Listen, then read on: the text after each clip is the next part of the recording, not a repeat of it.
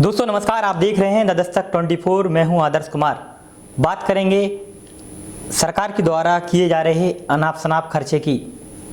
पूरे एग्जाम्पल के साथ इस एपिसोड में वार्ता होगी और अंत में आप खुद ही विचार विमर्श कर हमें कमेंट सेक्शन में बताएंगे कि आखिर बीजेपी सरकार को इन अनाप शनाप खर्च किए गए पैसों का जवाब देना चाहिए या नहीं।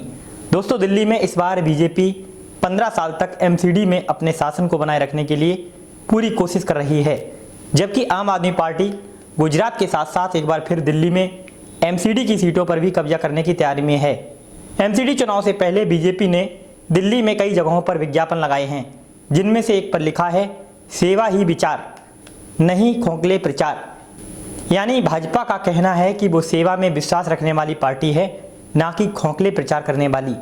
लेकिन अगर कोरोना महामारी के दौरान और उसके बाद बीजेपी शासित कुछ राज्यों में प्रचार की बात की जाए तो जो तमाम तस्वीरें सामने आती हैं वो इस दावे को उलट कर दिखाती हैं कि आखिर कैसे बीजेपी सरकार ने अनाप शनाप पैसा प्रचार में बहाया है।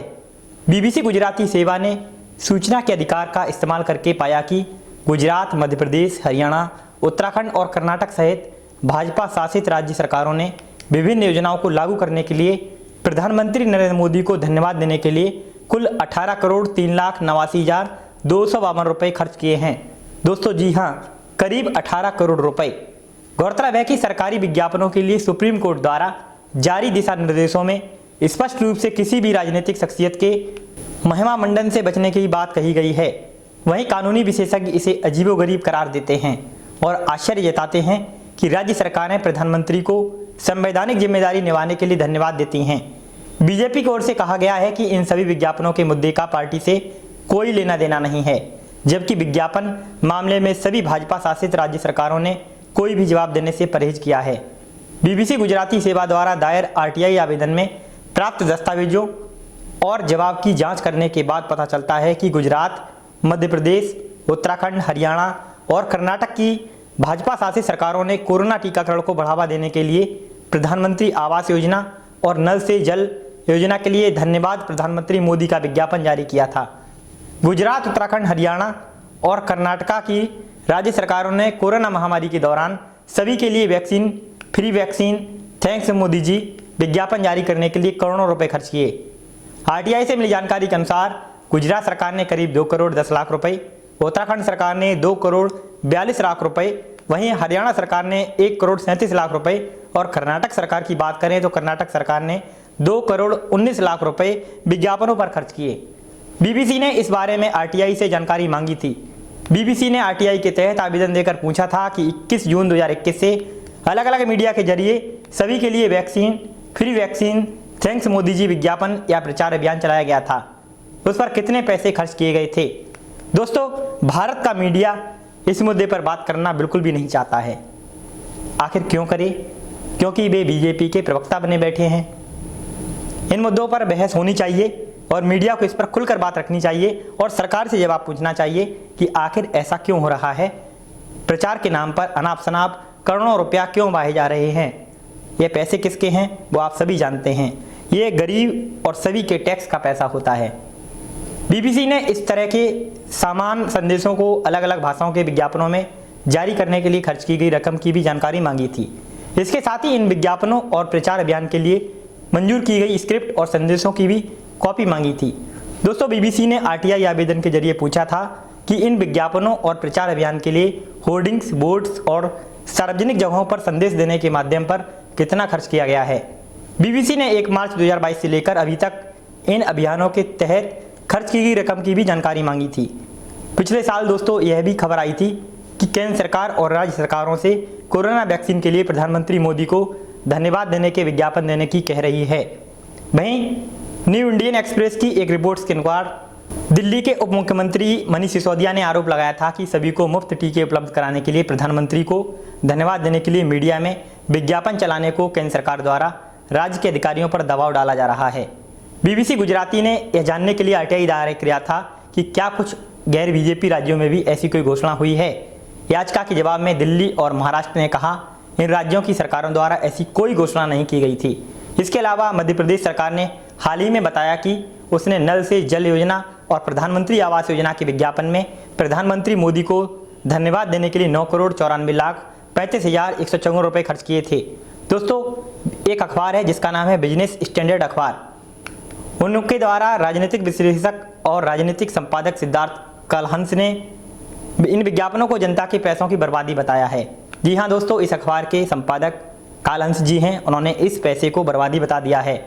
उन्होंने साफ तौर पर कहा है कि बीजेपी सरकार में पिछले कुछ सालों से इस तरह का पैटर्न देखने को मिल रहा है कि वो किसी योजना या पहल के बहाने प्रधानमंत्री की छवि लोगों के सामने पेश करने लगे हैं और यह दुर्भाग्य है कि इसके लिए लोगों के पैसे खर्च किए जा रहे हैं। संपादक जी की बात बिल्कुल सच है। वहीं इलेक्ट्रॉनिक मीडिया, जो बड़े बड़े डिजिटल प्लेटफॉर्म हैं, उनको भी इस पर खुलकर बात करनी चाहिए।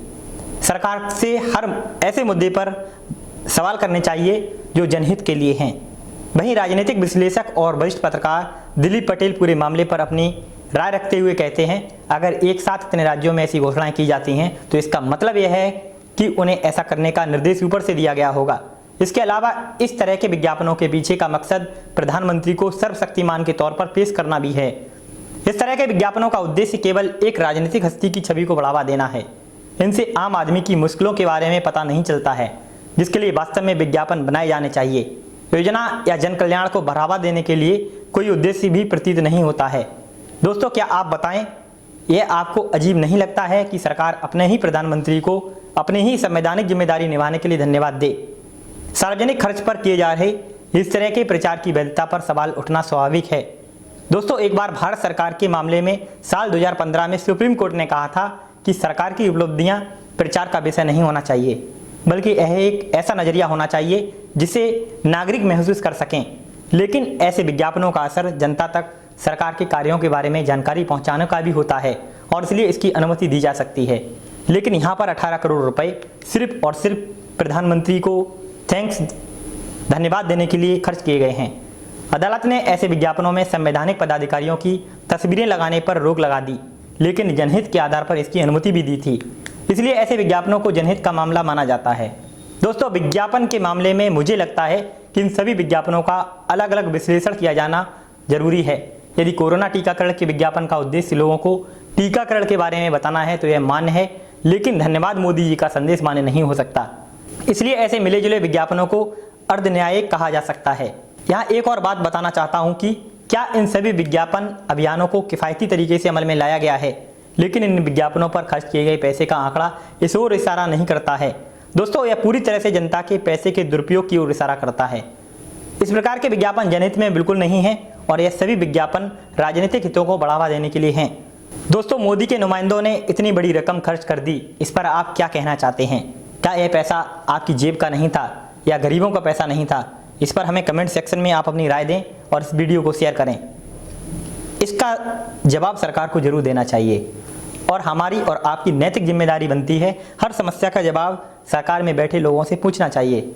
अगर कहीं जलभराव की समस्या है तो सरकार इसका जवाब देगी, विपक्ष नहीं। लेकिन देश में एक अजीबोगरीब विडंबना चल रही है जो मीडिया ने बनाई है। हम हर सवाल विपक्ष से पूछना चाहते हैं। बेरोजगारी है तो विपक्ष को घेरिए, ऐसा नहीं। बेरोजगारी है तो सरकार को घेरना पड़ेगा। सड़क पर गड्ढे हैं तो इसके लिए सरकार को घेरना पड़ेगा। महंगाई है तो सरकार को जवाब देना होगा। अन्य रिपोर्ट्स के लिए हमारे साथ बने रहें। इस खबर को आप शेयर बिल्कुल भी करें, क्योंकि आपका शेयर हमें प्रोत्साहित करता है। बने रहें हमारे साथ। शुक्रिया, नमस्कार।